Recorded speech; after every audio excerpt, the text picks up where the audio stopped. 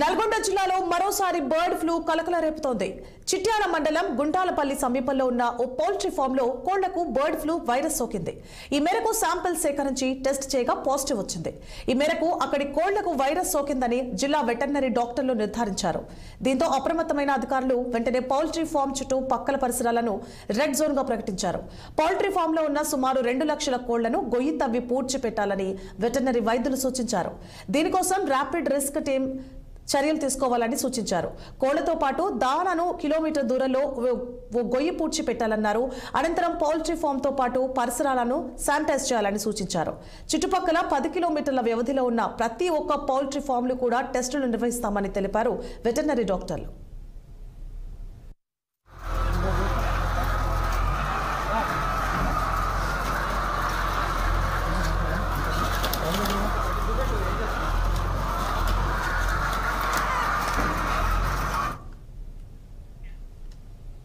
హైదరాబాద్ లో వర్షం దంచుకొట్టింది. అకాల